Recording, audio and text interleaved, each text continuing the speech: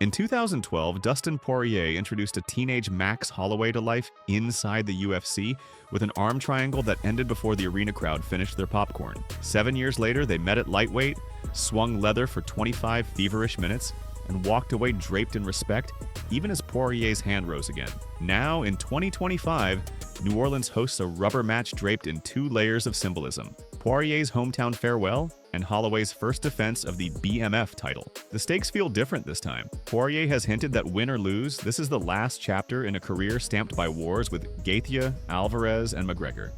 So is this actually going to be your last fight? Yeah. Yep, for sure. Yeah.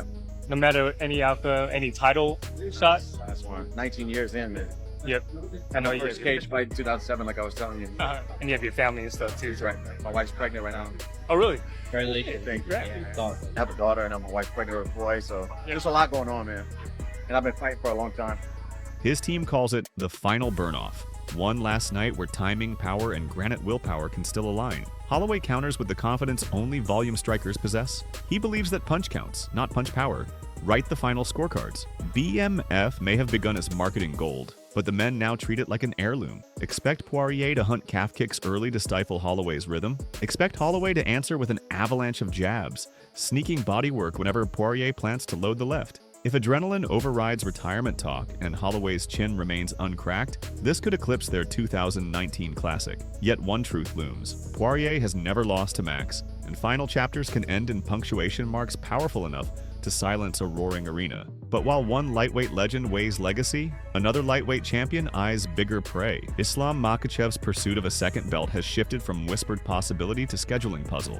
He rules lightweight with suffocating takedowns and a submission arsenal sharpened in Dagestan wrestling halls. Della Maddalena, meanwhile, carved a welterweight kill list with sleek boxing combinations and near telepathic pocket timing. Their potential collision has fight nerds debating physics. Does the heavier frame and 6-inch reach outweigh elite grappling conceived in mountain camps? For Makhachev, the blueprint is familiar: smother early, impose body lock trips, and force Della Maddalena into half-guard purgatory where ground and pound open submission doors. JDM's path is the opposite: sprawl, pivot, dig hooks to the liver, and make Islam reconsider every level change with uppercuts that lift opponents onto their toes. Yet beyond tactics, narrative sells tickets. If Islam captures welterweight gold, he stands beside legends who dared to raid heavier divisions. If JDM denies him, the Perth striker doesn't just retain a belt. He baptizes himself as the grappling slayer capable of halting a dynasty before it begins. Enter Mauricio Ruffy, a striker who recently detonated Bobby Green's night with a right cross that echoed across social media.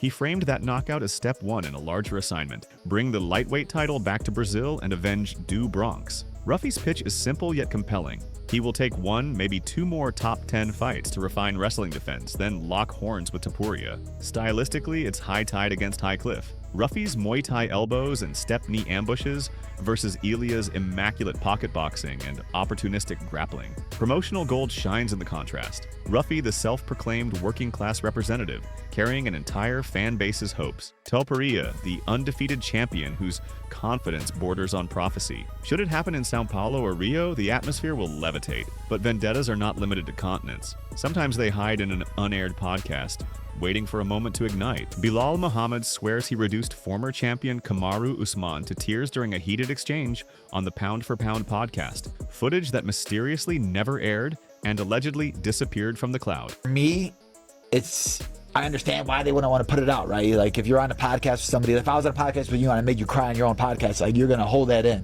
Whether the clip exists is almost secondary. The claim itself has lodged inside the division's collective memory. Bilal frames it as proof Usman's aura cracked long before his win streak did. Usman has neither confirmed nor denied, but the silence alone fuels headlines. Psychology matters when small gloves amplify hesitation.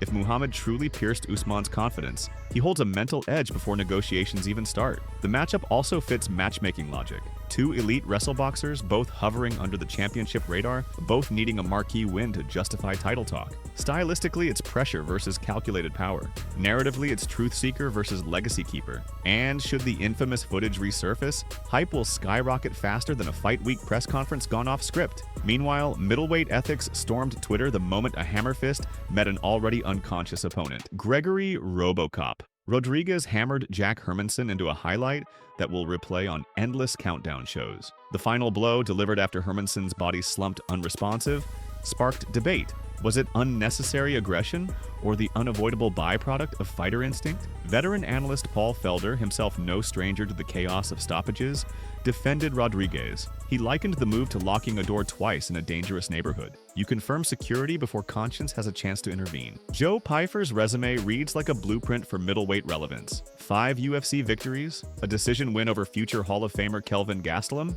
and finishes that pepper highlight reels. Yet the official rankings omit his name, and Pyfer's patience is stretching thin. In interviews, he balances respect for matchmakers with pointed disbelief. I beat legends, I'm active, my phone stays on, what else is required? The truth is that middleweight resembles a traffic circle at rush hour. Familiar names occupy spaces long after momentum fades, while fresh contenders weave between stalled contenders. Pyfer's options are limited. He can wait for someone in the top 15 to accept a risk-heavy booking, or he can deliver another spectacular stoppage that forces public demand. Both paths carry gamble. The latter could shorten his career even as it accelerates his ascent. But Pyfer seems determined to bet on violence over waiting games, and fans rarely protest that strategy. Another contender, though, finds even higher stakes in stylistic puzzles, and claims one puzzle piece is simpler than the public thinks. Arman Tsarukyan's split-decision triumph over Charles Oliveira left him convinced of 2 conclusions. First, he belongs among the division's elite. Second, Ilia Topuria is a comparatively straightforward assignment. His reasoning echoes every elite wrestler's confidence. I love it. He got tired so much. And he never fought his wrestlers like me. Bruce Mitchell, or what's his name? Bryce Mitchell. He's the worst fighter in 145. He took him down and hold him from the crazy position. I can tell he's not high level. It's not WWE.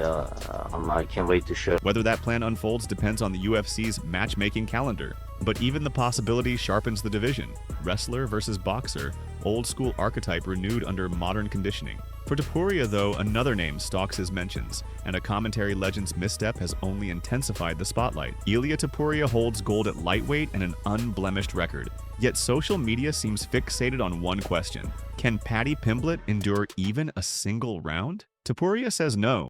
I have to be honest. I think it's one of the easiest fights that I could have in the lightweight division. I don't know. I can do with him whatever I want to do in reality. It's very excited fight for the fans. Yeah.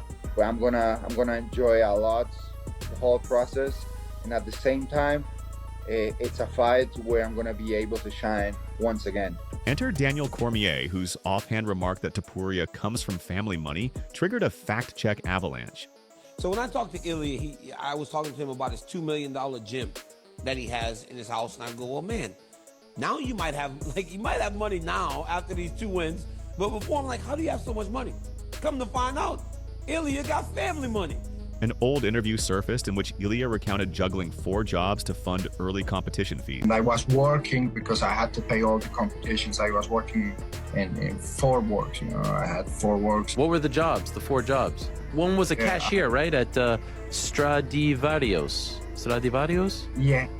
It's a story of clothes story. Okay. I was doing grappling classes in another gym.